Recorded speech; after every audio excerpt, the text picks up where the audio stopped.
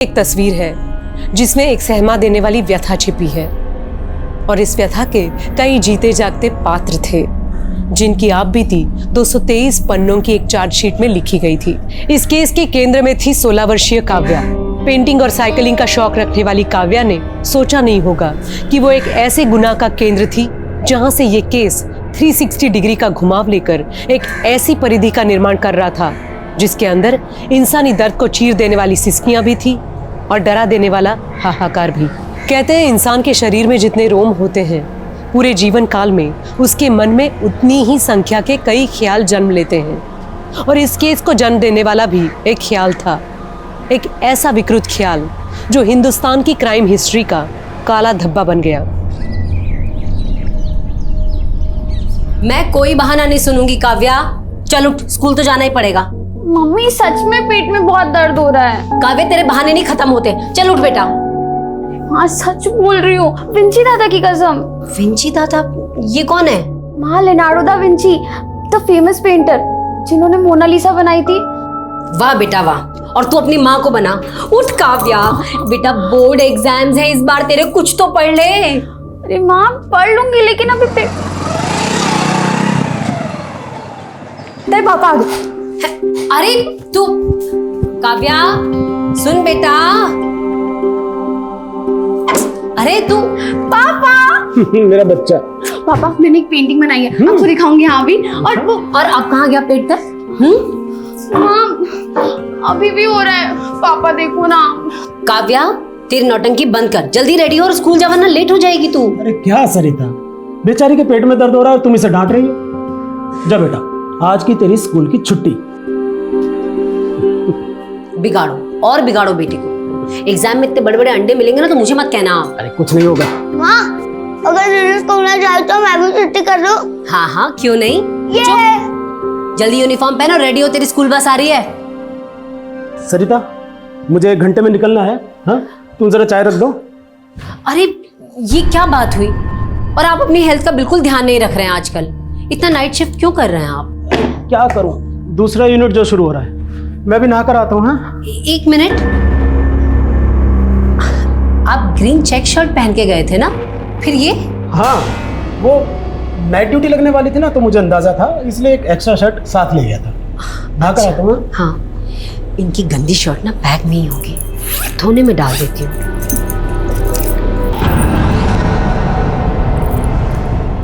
सरिता हाँ तुम मेरे बैग में क्या कर रही हो? अरे वो आपने बोला था ना गंदी शर्ट है, तो मैंने सोचा मैं धोने में डाल दूं। शर्ट तो मिली नहीं। ये चाबी किसी के घर की है क्या? नहीं, वो घर की नहीं, गोडाउन की चाबी है। वो मैं अपने कपड़े गलती से फैक्ट्री में भुलाया था तो कपड़ों की जगह ये चाबी उठा लाया। बहुत भुलक्कड़ होता जा रहा हूँ मैं भी। हाँ तो एक काम करो, मेरी चाय बना दो, मुझे देर हो रही है। हाँ हाँ बना।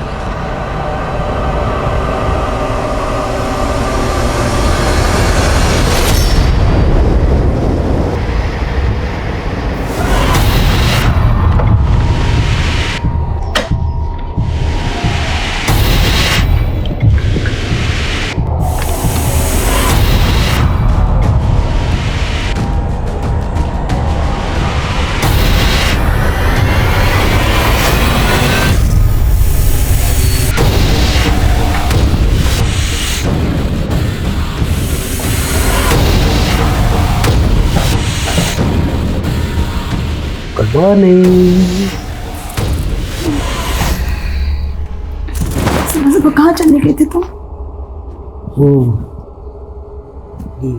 घर गया था। घर गए थे तुम? मैंने तुमसे कहा था ना कि अगर मुझसे रिश्ता रखना है तो अपने घर से रिश्ता तोड़ना पड़ेगा तुम्हें। सुनीता तुम समझने की कोशिश करो, ये इतना आसान नहीं है। देखो तुम्हें अपनी वाइफ को डिवोर्स देना पड़ेगा, नहीं तो मैं उसको जाके सब सच सच बता दूंगी। सुबह आ गए मेरे दिमाग का।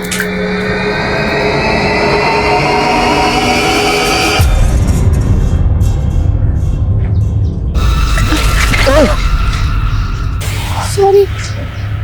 It's okay.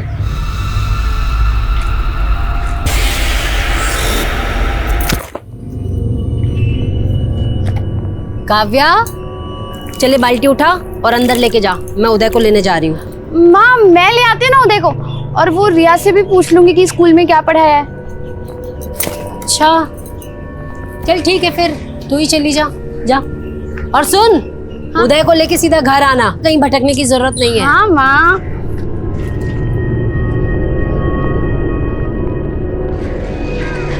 काव्या काव्या सुनना। काव्या मुझे ना तुझसे एक काम था। क्या काम है रोनी आंटी? नहीं माँ, दीदी मुझे लेने नहीं आई, इसलिए रिया दीदी मुझे घर छोड़ने आई। बहुत लापरवाह हो गई है ये काव्या, पता नहीं कहाँ चली गई।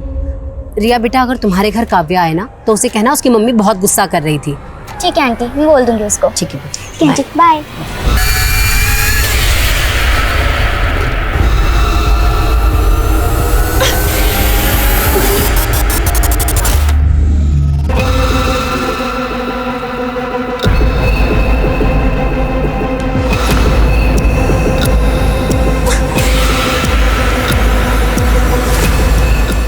P low.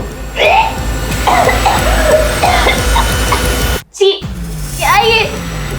इसमें से बहुत बदबू आ रही है। माँ, हाँ काव्या दीदी का फोन तो यहीं पे है।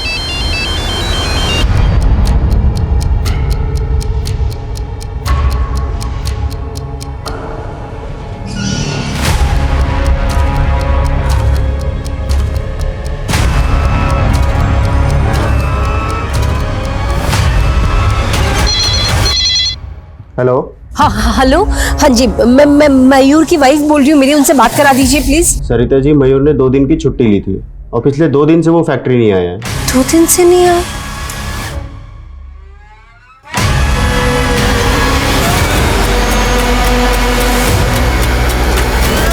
उदय, माँ, काव्या आ गई क्या घर पे? नहीं माँ, आपको मिली दीदी? नहीं, चल उधर उधर देखते, चल चल। भाई साहब, ये मेरी बेटी है काव्या, आपने देखा कैसे कहीं? मम्मा, हाँ? काव्या दीदी की साइकिल। हाँ?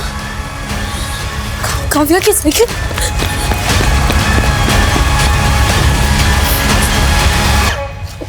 भाई साहब सुनिए ना, ये मेरी बेटी है काव्या, 15-16 साल की है, ये उसकी साइकिल आपने देखा क्या?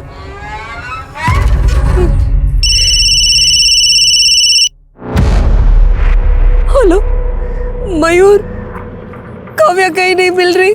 तुम फिक्र मत करो, मैं भी आ रहा हूँ, किसी काम में फंसा हुआ था। मयूर प्लीज झूठ मत बोलो, मुझे पता तुम 2 दिन से फैक्ट्री नहीं गए हो। क्या बोल रही हो सरिता? मुझे कोई बहस वहस नहीं करनी, बस मुझे काव्या मिल जाए, मुझे और कुछ नहीं चाहिए। काव्या जरूर मिल जाएगी, तुम परेशान मत हो, मैं आ रहा हूँ ना। तुम एक काम करो, तुम तब तक पुलिस को इन्फॉर्म करो।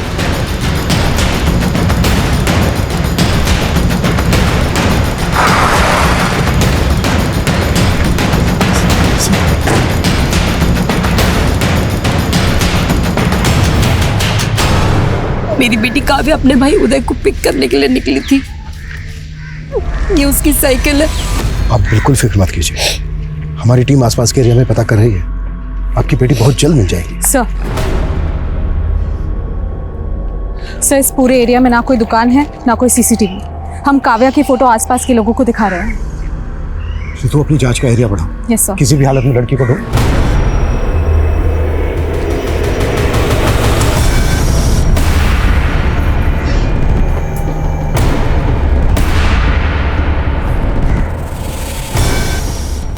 कैसे इस्माइल,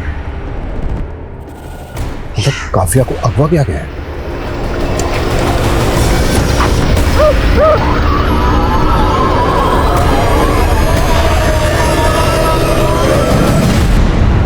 ये पूरा एरिया छान मारो, दिन दहाड़े ऐसी कोई लड़की गायब नहीं हो सकती।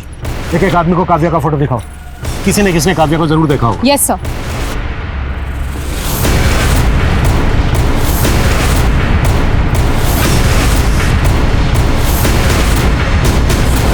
आपके बेटे की स्कूल बस यहाँ आकर रुकती है। यहाँ से आपका घर कितनी दूर है? जी, आधा किलोमीटर इस तरह। आपका घर है यहाँ से आधा किलोमीटर दूर इस तरफ, और काव्या घर से यहाँ आने के लिए निकली, जबकि काव्या की साइकिल मिली हमें मकराना रोड पर, जो यहाँ से 700 मीटर दूर। सर वो हमारे घर से ना एक रास्ता मकराना रोड की तरफ भी निकलता है, जो सीधा फिर यहीं आता है। काव्या ने यहाँ आने के लिए इतना लंबा रास्ता क्यों लिया होगा? क्या मकराना रोड पे काव्या का कोई जानने वाला रहता है जहाँ वो जाने वाली है?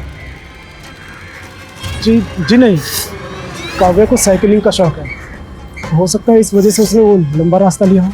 क्या काव्या का कोई बॉयफ्रेंड है? नहीं सर, वो तो बस 16 साल की छोटी बच्ची है। हाँ, लेकिन क्या है कि आजकल की जनरेशन। एनीवे, हमने काव्या का फोन अनलॉक होने के लिए दिया है, शायद उससे कुछ पता चला। सरिता जी, आपने हमें बताया था कि काव्या हमेशा स्कूल ना जाने के लिए बहाने ढूंढती थी, तो क्या स्कूल में उसे कोई प्रॉब्लम थी? नहीं, ऐसा तो उसने न कभी कुछ कहा न बताया। आपकी किसी के साथ दुश्मनी, अनबन या धमकी दी हो किसी ने आपको? जी नहीं, बिल्कुल भी नहीं। हमें लगता है बहुत जल्दी आप लोगों को फिरौती के लिए कॉल है। जैसे ही कॉल आए प्लीज हमें बताइए। मैंने काव्या को रोहिणी दीदी के साथ आज दोपहर में देखा था। दोनों आपस में कुछ बातें कर रहे थे। कहाँ रहती है रोहिणी?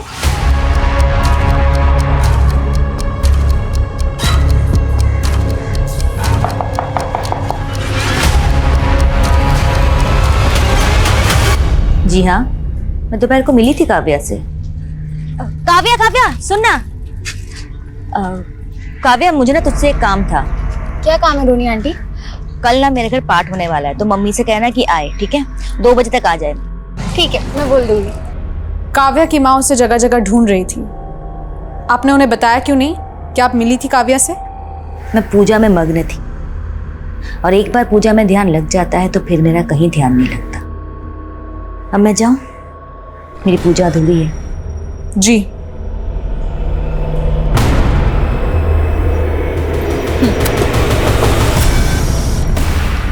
सर, फॉरेंसिक्स ने ये कंफर्म किया है कि काव्या की साइकिल के पास जो रुमाल मिला था उसमें के ट्रेसेस मिले हैं।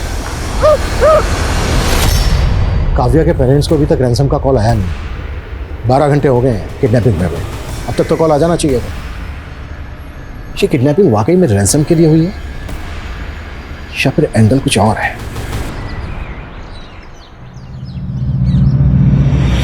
एक नंबर का नालायक हो गया है तू। शर्म नहीं आती ना तुझे? फिर फेल हो गया। अरे मंदबुद्धि, दिमाग में भूसा पड़ा पड़ा है या गोबर? बाबूजी, एक और मौका दे दो, मैं अगली बार सुन कर नालायक।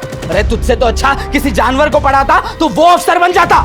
लेकिन बाबूजी, मैं अगली बार। एकदम चुप।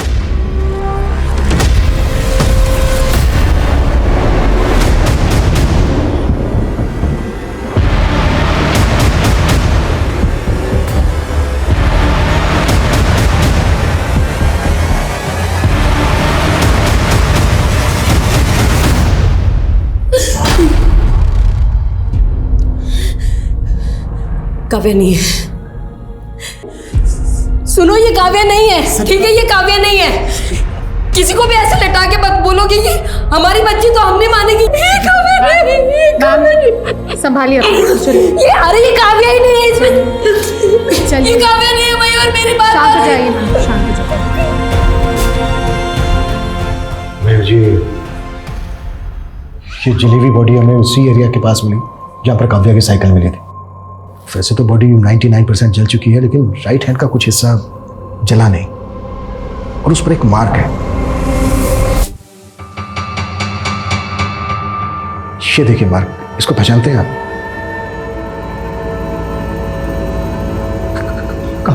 काव्या के कलाई पे भी निशान था। तो क्या ये काव्या काव्या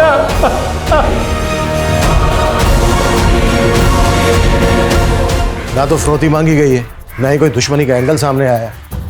आखिर 16 साल की बच्ची को कोई इतनी बुरी तरह से जलाकर क्यों मारेगा? काव्या का फोन अनलॉक हुआ? सर, मेरी साइबर टीम से बात हुई है, 1-2 दिन में हो जाना चाहिए।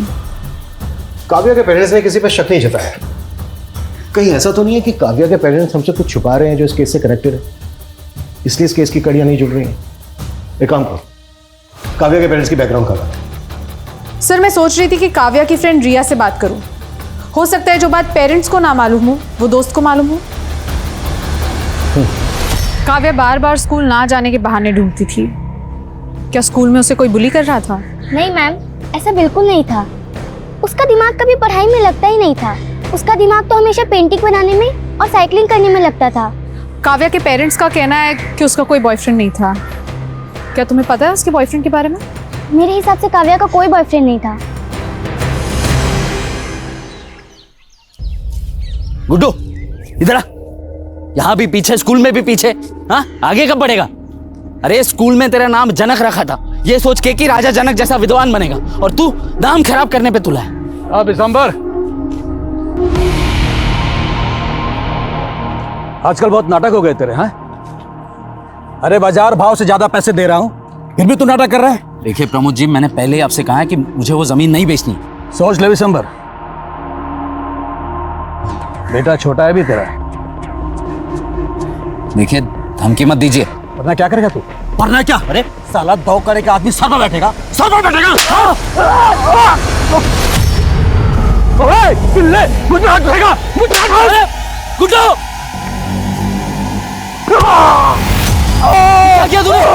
सर फोड़ दिया। भाग भाग भाग भाग भाग। अरे पकड़ो पकड़ो, सर फोड़ दिया।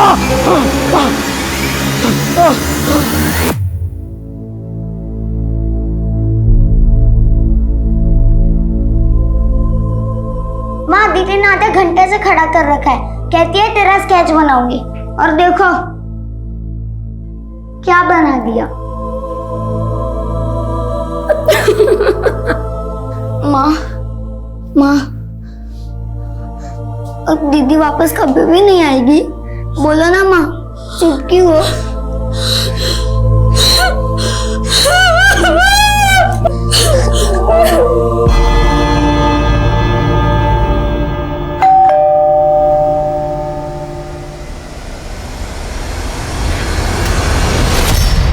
सर आप, मयूर जी, हमें आपके घर की तलाशी लेनी है।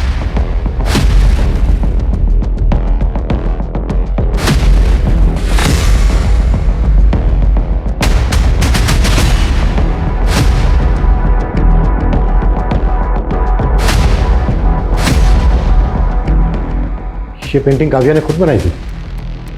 जी हाँ, इसी ने बनाई है। लेकिन लेकिन आप लोग ये ढूंढ क्या रहे हैं? बेटी हमारी मरी है और आप हम ही पर शक कर रहे हैं। ये मयूर जी, हम आप पर शक नहीं कर रहे हैं, हमें बस एक क्लू की तलाश है जिससे ये पता चल सके कि काव्या के साथ जो हुआ वो क्यों हुआ। यही सवाल तो मुझे खाए जा रहा है। मेरी और सरिता की किसी से ऐसी कोई दुश्मनी नहीं है कि कोई हमारी बेटी को मार दे। मरी नहीं है मेरी बेटी, मेरी बेटी मरी नहीं है, मेरी काव्या जिंदा है, वो जिंदा है।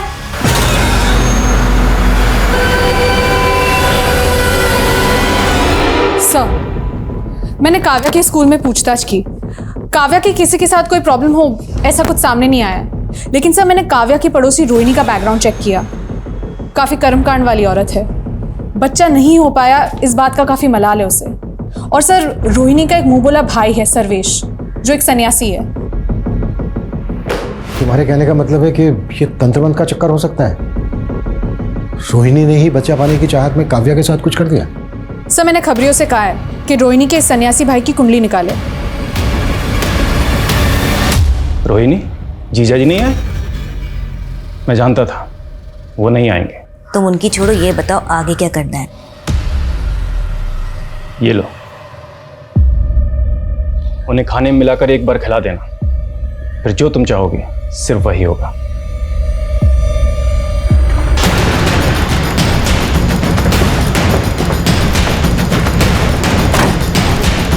पीछे हटो, पीछे हो जाओ, चलो पीछे हो जाओ, पीछे हो जाओ, चलो हटो।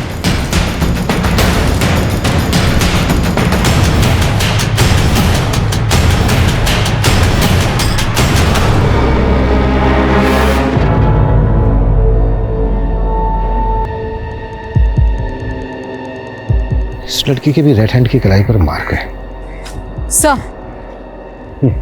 विमल, सर, बॉडी को पोस्टमार्टम के लिए भेजो। सर, उस जली हुई लाश की फोरेंसिक रिपोर्ट आना बाकी है, लेकिन डॉक्टर ने मुझे अभी अभी कंफर्म किया कि वो लाश किसी 25 से 26 साल की ग्रोन अप लड़की की थी। 25 से 26 साल की लड़की की थी, लेकिन काव्या तो सिर्फ 16 साल की थी। तो क्या मयूर से गलती हुई? या फिर मयूर ने जानबूझकर गलत शिनाख्त की? इस लड़की के राइट हैंड की कलाई पर भी एक मार्क है, कहीं यही तो काव्या नहीं है? सर, ये सब क्या है? पहले आपसे पहचानने में भूल हुई थी, वो जली हुई लाश आपकी बेटी काव्या की नहीं थी। देखा, मैंने कहा था ना, वो हमारी काव्या नहीं थी और ये भी हमारी काव्या नहीं है। ये अपना काम ही नहीं करना चाहते, हमसे अपना पल्ला छुड़ाना चाहते हैं ये। Sarita ji, I am very sorry, but इस बार जो हमें लाश मिली है उसकी कद काठी और उम्र काव्या से बिल्कुल मैच करती है, और इसके दाहिने हाथ की कलाई पर भी एक निशान है। प्लीज आप लोग वो निशान देख लीजिए। हम क्यों देखें वो निशान? पिछली बार भी तो आपने यही बात की थी ना। अरे आप हमारी बेटी को ढूंढने की कोशिश कीजिए ना, आप भी क्या हमें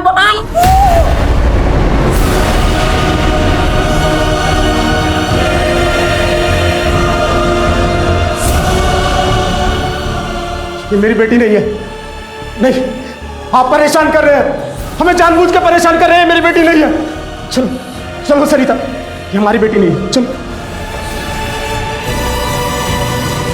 एक जली हुई लाश, एक सरकटी लाश और एक गंभीर सवाल, काव्या को वाकई मार दिया गया था या वो दो लाशें इस केस को भटकाने की चाल थी?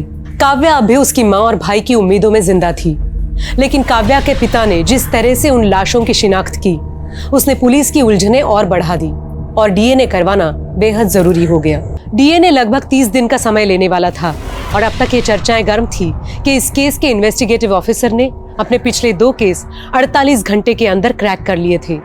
लेकिन क्या इस केस में 48 दिन या 48 महीने भी काफी थे?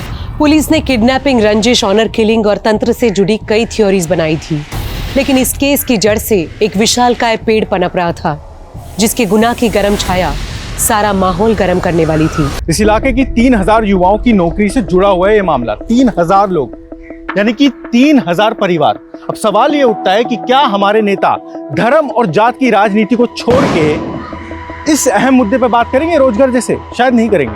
मैं दुष्यंत, कैमरामैन सुभाष के साथ अब तक। दुष्यंत, ये क्या फीके फीके न्यूज देते रहते हो यार, थोड़ा तड़का लगाओ ना। सोनाली, मैं जर्नलिस्ट हूँ, मैं बावर्ची नहीं हूँ। एंड बाय द वे, ये जयदत्त ग्रुप ऑफ हॉस्पिटल की फाइल है, देख लो। खेड़ापुर के गांव के लोगों का ऑपरेशन किया गया, उनके ऑर्गन्स निकाले गए, उनको डराया धमकाया गया। It's a serious matter Sonali. Dushyant, news serious नहीं, सेंसेशनल होना चाहिए। और वैसे भी क्या फर्क पड़ता है यार, छोटे से गांव में क्या हुआ? फर्क पड़ता है। हम लोग इस प्रोफेशन में इसलिए आए थे ना, ताकि मेन स्ट्रीम मीडिया में वो मुद्दे हम दिखाएंगे जो अब तक नहीं दिखाए जा रहे थे। Sorry Dushyant, as a wife मैं तुम्हें सपोर्ट करती हूँ, लेकिन एडिटर के नाते मैं ये स्टोरी अलाउ नहीं कर सकती। वैसे ही बहुत मानहानि के दावे हैं हमारे खिलाफ। I can't take the risk, please understand. हम लोगों की सोच बहुत अलग है एक्चुअली। तुम ना सिर्फ शोर मचाना चाहती हो, लेकिन मैं सच दिखाना चाहता हूँ। सोनाली, हम हस्बैंड वाइफ है, ठीक है, लेकिन मुझे लगता है मैं तुम्हारे साथ अब काम नहीं कर पाऊंगा। I think I should leave this channel now. Enough. Dushyant, नहीं यार, बस सोनाली हो गया अभी। इतना सीरियस क्यों हो रहे हो यार? Just relax. देखो, अभी कुछ देर में मैं लाइव जा रही हूँ, हम आराम से बैठ के बात करेंगे ना इस बारे में लेटर। चुप, आई सी यू सून।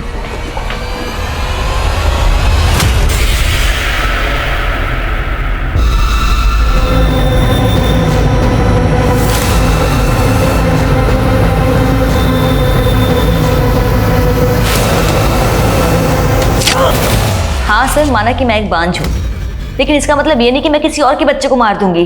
देखिए, हम आप पर ऐसा कोई इल्जाम नहीं लगा रहे, पर हमने सुना है कि आप बच्चा पाने के लिए बहुत पूजा पाठ करती हैं, दूसरी विधियां करती हैं अपने इस मुंह भाई के साथ मिलकर। हाँ, तो इसमें गलत क्या है? इस तरह की पूजा पाठ में बलि भी दी जाती है, इंसान की बलि। इंसानी नहीं, पशु की बलि दी जाती है इंस्पेक्टर साहब। शास्त्रों में शस्त्रों से ज्यादा शक्ति होती है, और इसी शक्ति की मदद से मेरी बहन को बच्चे की प्राप्ति होगी। ये बात मैं लिखित में दे सकता हूँ। महोदय, यदि आपने दोबारा हमारी बात काटने का कष्ट किया तो आपको हमारी शक्ति का परिचय होगा, और यह बात मैं भी लिख के दे सकता हूं। बलि के लिए बकरे कहां से लाए जाते थे? एक एक डिटेल देना हमें। तुम्हारे दिमाग में चल क्या रहा है मयूर? ना कोई कॉल, ना कोई मैसेज, ना कोई रिप्लाई। तुम कर क्या रहे हो? कितने दिनों से तुम्हें कॉल कर रही हूँ मैं। सुनीता, तुम समझने की कोशिश क्यों नहीं कर रही हो? तुम्हें पता है, आप पुलिस आ रही है, बिना मतलब हम पर शक करेगी, बाल की खाल निकालेगी। तुम समझा करो ना, बस थोड़ा सब्र करो। मैं भी।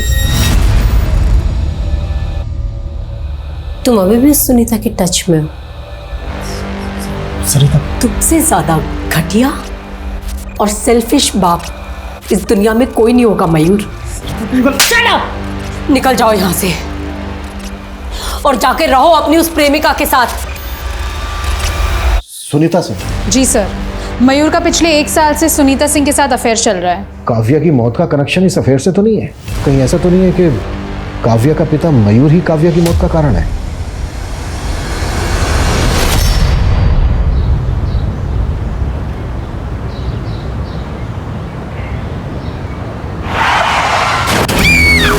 व्हाट? सरिता का एक्सीडेंट हो गया है? इसमें जरूर मयूर का हाथ है। नहीं सर, मैंने पता किया है, ये रैश ड्राइविंग का केस है। ड्राइवर नशे में था। मुझे अभी भी यकीन नहीं हो रहा है कि केस इतनी आसानी से खत्म होने वाला नहीं है। रितु, मयूर और मयूर के गर्लफ्रेंड दोनों को थाने बुलाओ। Yes sir. तो माहेश्वरी जी, आपको लौकी की सब्जी ज्यादा पसंद है या आलू की? सोनाली, मैं एक गरीब परिवार से आती हूँ। भूख देखी है मैंने, इसीलिए खाने में मेरे कोई नखरे नहीं है। जो मिल जाए खुशी से खा लेती हूँ। आपकी इसी सादगी की वजह से तो आप जानी जाती है। हाँ सर, मेरा और सुनीता का अफेयर है, लेकिन आप इसका गलत मतलब निकाल रहे हैं। मतलब ये है कि तुम्हारी बीवी और बेटी इस रिश्ते के खिलाफ थे, इसलिए तुमने दोनों को एक एक करके हटा दिया। अब अगला नंबर किसका है? उदय का?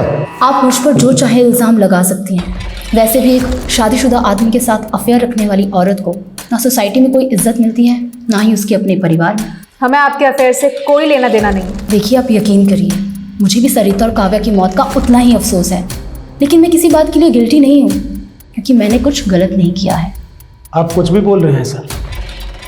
और एक बात साफ कर दूं, मैंने और सुनीता ने तय किया है कि हम शादी करेंगे, और सुनीता उदय को सगी माँ की तरह प्यार देगी। हम उसे कोई तकलीफ नहीं होने देंगे। हमारी नजर रहेगी तुम पर। काव्या की मौत का हिसाब आना भी बाकी है।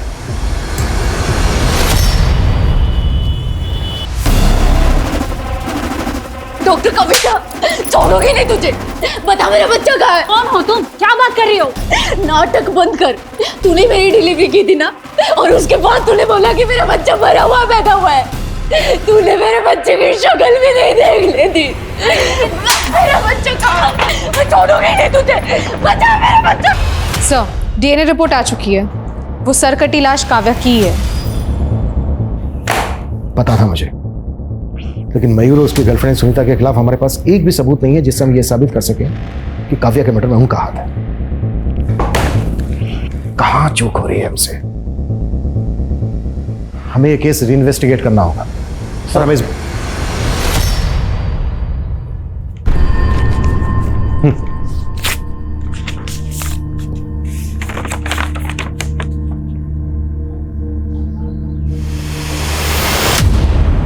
क्या हुआ सर? प्रमोशन लेटर है। कॉन्ग्रेचुलेशंस। पर सर, आप इतने परेशान क्यों हैं? 7 दिन के बाद ज्वाइन करना है।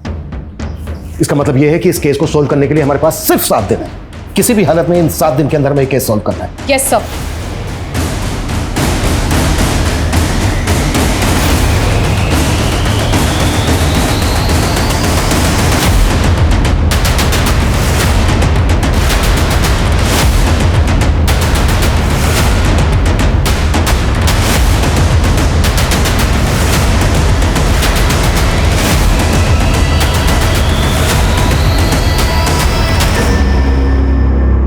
सोनाली, ये जो वीडियो वायरल हुए देखा है तुमने? सबसे पहले इस औरत का बच्चा ऐसे छीन लिया और बाद में कह दिया कि बच्चा ही मरा हुआ पैदा हुआ है। आई एम श्योर ये जायदाद ग्रुप ऑफ हॉस्पिटल्स का इस स्कैम से कुछ ना कुछ कनेक्शन जरूर है। क्या दुष्यंत, जब देखो तुम काम की बात करते रहते हो। Let's talk about us. कितने दिन हो गए ना हमने अच्छे से टाइम स्पेंड नहीं किया।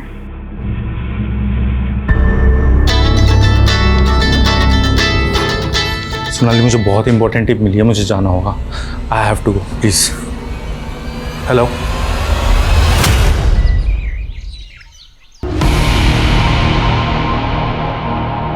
राजा चल। भाग्यवान, अरे जल्दी आ जरा। ये गुड्डू है, आज से घर के सारे कामकाज यही करेगा। करेगा ना? हाँ, बस ऐसी नजरें और सोच नीचे रखना। ये पिंजरा ही आज से तेरा मुकद्दर है। चल जा, जो ये बोलेंगे वो करना। जा जा।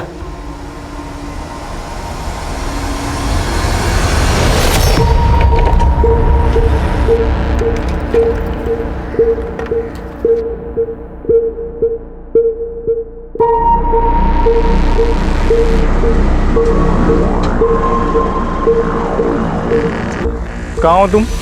अभी आधा घंटा और लगेगा। तो फिर मुझे इतना जल्दी क्यों बुलाया? और तुमने उस लड़की की वो इन्फॉर्मेशन निकाली जिस लड़की का वीडियो वायरल हुआ था सनातन हॉस्पिटल का?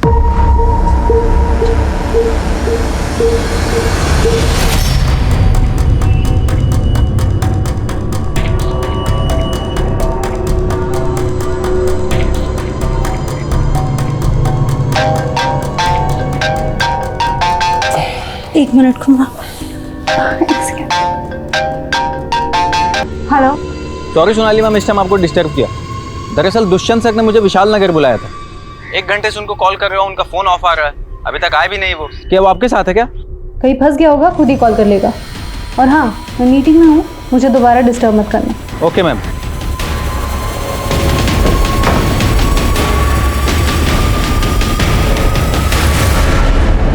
अबे ये सोच कर दबा कि तू मेरे पैर नहीं गला दबा रहा है, जोर अपने आप आ जाएगा। अबे जोर लगा, हट। अरे भगवान, एक गिलास इसे भी दे दे, इसके हाथों में जोर नहीं है। मरियल साला, देख क्या रहे, क्या देख रहा है? चल चल दबा।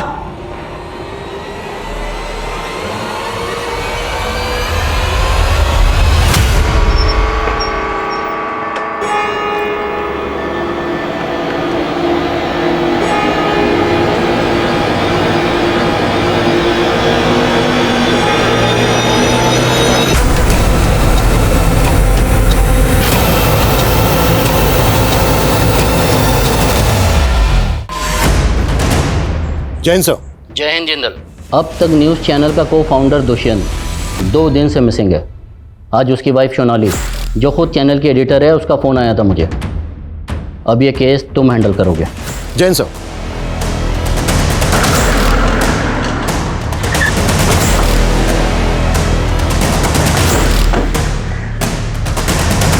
मैं समझ सकती हूँ कि दुष्यंत के गायब होने के पीछे सबको कोई ना कोई कॉन्स्पिरेसी नजर आ रही होगी।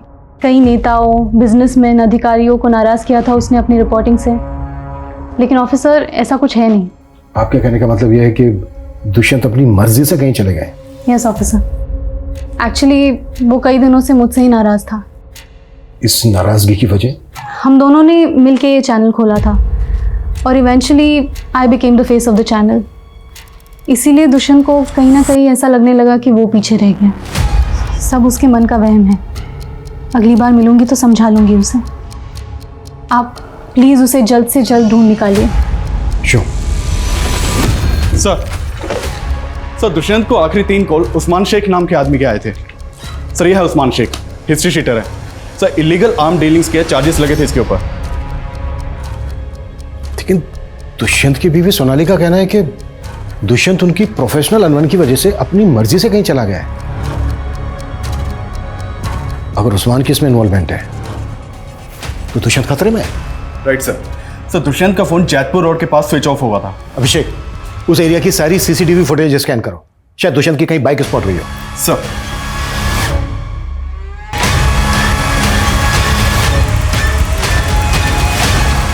उस्मान सैयद, दुष्यंत किसी ड्रग डीलर के कांटेक्ट में था? देखिए, अगर बात पैसों की होती तो अब तक रैंसम का कॉल आ चुका होता आपको। हमें डाउट है कि उस्मान को किसने सुपारी दी दुष्यंत की।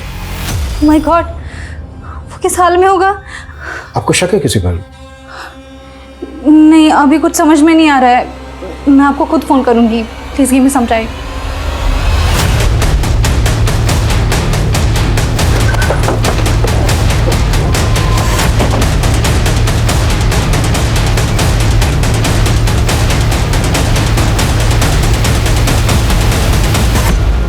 हम दुष्यंत को खोज रहे थे, लेकिन हमें इस लड़की की लाश मिली।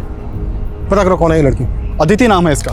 सर, इसने सतनाम हॉस्पिटल, वहाँ के एक डॉक्टर कविता, उनके ऊपर इल्ज़ाम लगाया था कि उन्होंने इसकी डिलीवरी करवाई थी और बाद में इसके बच्चे को गायब कर दिया था और इससे मरा हुआ बच्चा सौंप दिया था। बहुत दूर की सोच रहा हूँ, लेकिन मुमकिन है कि दुष्यंत ने अदिति से कांटेक्ट किया हो। दुष्यंत कोई बहुत बड़ा खुलासा करने वाला हो, लेकिन उससे पहले ही उस्मान को दुष्यंत और अदिति की सुपारी दे दी गई। पता करो दुष्यंत और अदिति के बीच कोई कांटेक्ट था क्या? सर। नहीं ऑफिसर, मैं इस अदिति से कभी मिली तो नहीं। हाँ, लेकिन दुष्यंत ने मुझसे बात की थी इसके वीडियो के बारे में, बट फिर उसने उस स्टोरी को फॉलो किया या नहीं ये मैं नहीं जानती। मैडम, दुष्यंत सर ने मुझसे कहा था कि वो इस स्टोरी। सर अदिति मारी जा चुकी है, कहीं दुष्यंत की जान को तो खतरा। देखिए, अगर दुष्यंत और अदिति एक दूसरे से कांटेक्ट में थे तो यस, दुष्यंत के लिए खतरा है। हम सतनाम हॉस्पिटल वालों से क्वेश्चनिंग कर रहे हैं। सर मैं किसी अदिति को नहीं जानती। जब मैंने किसी अदिति नाम के पेशेंट की डिलीवरी की ही नहीं तो बच्चा गायब करने का तो सवाल ही नहीं उठता। आप अगर चाहें तो रिकॉर्ड्स चेक कर सकते हैं। सर सतनाम हॉस्पिटल वाले तो इस बात को सिरे से खारिज कर रहे हैं कि अदिति उनके वहाँ कभी डिलीवरी के लिए आई थी। सर अदिति और दुष्यंत इन दोनों का भी आपस में कोई लिंक नहीं मिल रहा है। हो सकता है कि दोनों केसेस अलग अलग हों। दुष्यंत गायब है। दुष्यंत जिस हिस्ट्री शूटर उस्मान के टच में था वो भी गायब है। कुछ तो मिस कर रहे हैं हम लोग। सर मैंने खबरियों को सोनाली की कुंडली निकालने को कहा था तो पता चला है कि सोनाली का एक कुणाल नाम के बिजनेसमैन के साथ अफेयर चल रहा है। सर कुणाल दुष्यंत का ही दोस्त है और दुष्यंत के चैनल को इसी ने फंड किया है। सोनाली का दुष्यंत के दोस्त कुणाल के साथ अफेयर चल रहा है। और एक बात, 2 महीने पहले दुष्यंत ने जयदत्त हॉस्पिटल में चल रहे स्कैम को एक्सपोज किया था। कहीं दोनों हॉस्पिटल्स का आपस में कोई कनेक्शन तो नहीं है? अपने खबरियों को जयदत्त और सतनाम हॉस्पिटल में काम पे लगा। पता कर कौन सा गोरख धंधा चल रहा है वहाँ। और ये अदिति की फैमिली का कब पता चलेगा? जल्दी पता कर, टाइम बहुत कम है हमारे पास। ठीक है साहब, करता हूं। ऑफिसर, यहाँ मेरे हस्बैंड इतने दिनों से लापता है और आप उन्हें ढूंढने की जगह मेरी जासूसी कर रहे हैं। मेरा अफेयर है या नहीं है इसका इस केस से कोई ताल्लुक नहीं है। अगर ये केस आपकी बजाय किसी नेता या अभिनेता से जुड़ा होता ना तो आपने अब तक ब्रेकिंग न्यूज़ बनाकर डिबेट शुरू कर दी होती। हमें आपकी तरह चिल्लाकर झूठ को सच बनाने की आदत नहीं है। हम सच को ना खोद के निकालते हैं। आपके पति दुष्यंत की सच्चाई भी हम सामने लाकर रहेंगे। हेलो सर, उस्मान का पता चल गया है। उठा लो उसे। कुछ नहीं करा। अभिषेक, साहब मैंने किसी को नहीं मारा। मैं तो दुष्यंत साहब के लिए कबरी का काम कर रहा था। क्या काम दिया था दुष्यंत ने तुझे? वो अदिति है ना जिसने सतनाम अस्पताल पर अपना बच्चा गायब करने का इल्जाम लगाया था, बस उसी के बारे में पता करने को बोला था। अदिति के बारे में क्या पता किया तूने? साहब वो अदिति थी नहीं, उसका नाम दीपाली था और वो एक पत्रकार थी।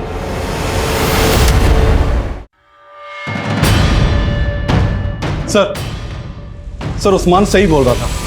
दीपाली और अदिति जिस अखबार के लिए काम करती थी उससे मेरी बात हुई। एक जर्नलिस्ट इतने रेपुटेड हॉस्पिटल पे आखिर ब्लेम क्यों कर रही थी? क्या दुष्यंत ने दीपाली को प्लान किया था या फिर कोई और दीपाली को इस्तेमाल कर रहा था दुष्यंत के खिलाफ? आज का बुलेटिन यही समाप्त होता है। अंत में एक रिक्वेस्ट, अगर आपको मेरे पति दुष्यंत के बारे में कोई भी जानकारी मिलती है तो कृपया नीचे दिए गए नंबर पर संपर्क करें। Thank you. तो महेश्वरी सतनाम और जयदत्त इन दोनों हॉस्पिटल में साइलेंट पार्टनर है। Yes sir. और वो अब तक चैनल के एडिटर सोनाली, उसके भी काफ़ी करीबी ताल्लुकात हैं महेश्वरी के साथ। मैडम के ऊपर करप्शन के कई चार्जेस हैं और मैडम की इमेज को क्लीन करने के लिए पूरे जोर शोर से लगी है सोनाली।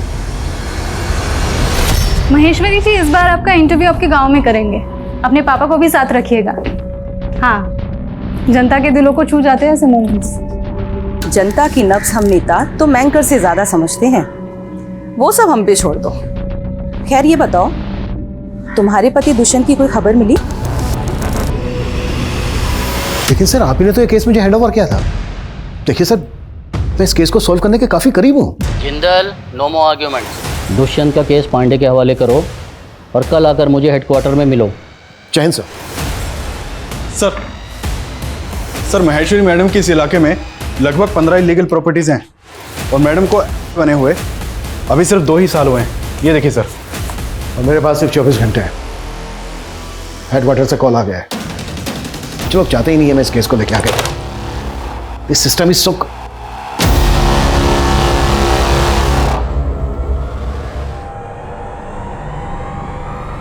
ये कॉटेज मैंने कहीं तो देखा है। ये पेंटिंग काव्या ने खुद बनाई थी? जी हाँ, इसी ने बनाई है। सर ये तो ज्योति नगर में मकराना रोड पर है। Yes, Kavya murder case. नहीं सर, आपके जाने के बाद काव्या के केस में कोई प्रोग्रेस नहीं हुई है। और सर काव्या के बाद पिछले 4 सालों में और भी कई यंग लड़कियों की मिसिंग केस रिपोर्ट हुई है। थैंक्स रितु। डीआईजी सर ने मुझसे केस तो ले लिया, लेकिन इत्तेफाक से मुझे 4 साल पुराना केस याद आ गया और मुझे लगता है इन दोनों केसेस का आपस में कनेक्शन है। और ये कनेक्शन साबित करने के लिए हमारे पास सिर्फ आज का दिन है। आज के आज हमें ये केस क्रैक करना है।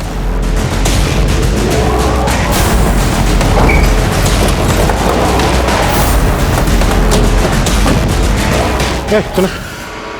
ये बंगला तो सालों से बंद है साहब, यहाँ कोई नहीं आता, बस कभी कभार गुड्डू भैया आते हैं। कौन है गुड्डू? माहेश्वरी का पीए।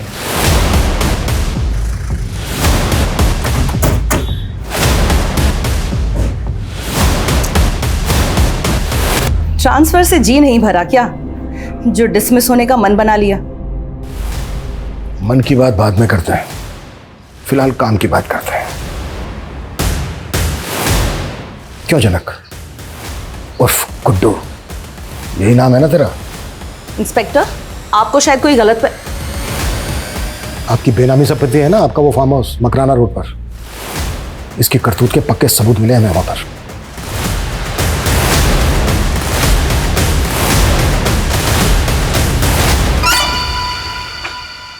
सर बहुत गंदी बदबू आ रही है इसमें, ये देखिए सर, ये तो खून है सर।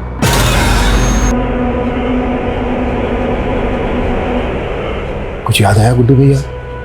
नहीं आया? कोई नहीं, हम याद दिलाते। ये सब का जड़ मेरा बाप है। वो चाहता था कि मैं पढ़ लिख के एक बड़ा आदमी बनूं, लेकिन क्या करता सर, मेरे इस भेजे में कुछ घुसता ही नहीं कभी। परेशान हो गया था उसकी मार खाते खाते। एक दिन प्रमोद मेरे बाप को मार रहा था, मैंने अपने बाप को बचाने के लिए प्रमोद का सर फोड़ दिया, और बदले में मुझे क्या मिला? अपने बाप की मार। एक दिन ना दिमाग खसक गया मेरा, और मैंने अपने बाप को ही मार दिया। प्रमोद बड़ी तेज बुद्धि थी उसकी सर, मुझे अपने साथ अपने घर ले गया, सोचा जिंदगी भर ना नौकर बना के रखेगा। मैं भी चला गया, सियाना आदमी। जैसे ही मुझे मौका मिला ना, गला घोटकर मार दिया साले को। ये सब महेश्वरी के कहने पे किया ना तूने? नहीं, महेश्वरी मैडम को तो पता ही नहीं है कि उनके पति को किसने मारा, कभी मुझ पर शक भी नहीं हुआ। और महेश्वरी मैडम और बड़ी सयानी औरत निकली होगी, दिमाग लगाकर बन गई, लेकिन मुझे बड़ा मानती है वो, इसलिए उसकी सेवा करता हूँ और मेवा खाता हूँ। काव्या को किसने मारा? काव्या अक्सर आती थी फार्म हाउस पे, देखते ही पसंद आ गई मुझे। अच्छी कलाकार थी, साइकिल भी बढ़िया चलाती थी, अच्छी लगी तो उठा लिया उसको। पहले रेप किया। वो पत्रकार दुष्यंत, उसको भी मैंने ही मारा था, मैडम की जासूसी कर रहा था। अचानक फार्म हाउस पहुंच गया, कुछ तो ढूंढ रहा था वो। मुझे लगा कहीं मेरा राज खोल दे वो, तो मैं तो फंस जाऊंगा, इसलिए मार दिया उसको और रास्ते से हटा दिया। और अदिति? अदिति को भी तू नहीं मारा? अदिति नहीं, दीपाली। हाँ दीपाली, दीपाली को तू नहीं मारा? उससे मेरा कोई लेना देना नहीं था सर, ये काम मैंने महेश्वरी मैडम के लिए किया। हैरान करके रखा था उसने मैडम को। वो न्यूज़ रिपोर्टर थी, लेकिन एक दुखियारी औरत बन के आके हॉस्पिटल में बैठ गई ताकि वीडियो वायरल कर सके और लाखों दुखियारी औरतें हॉस्पिटल आ जाए। अरे हॉस्पिटल पे इंक्वायरी बिठाना था उसको। वो जो नवजात बच्चे गायब हो रहे थे, उसके स्कैम को एक्सपोज करना चाहती थी वो। अब तक टोटल कितने लोगों को मारा है तूने? 30। पूरी गिनती रखता हूँ सर। जो दिमाग है ना, बहुत तेज हो गया मेरा। मगज का जूस पीकर। मगज का जूस पीकर मतलब? जिस किसी को मारता हूं ना, उसकी खोपड़ी अलग करके उसके दिमाग को बाहर निकालकर जूस बनाकर रसपान करता हूं।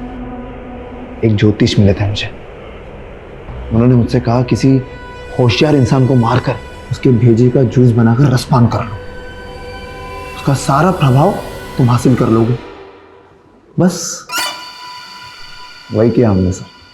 इंसान नहीं, इंसानों के नाम पर हैवान है तू। इंसानों को निकलने वाला दानव। तेरे जैसे दानवों की समाज को कोई जरूरत नहीं है।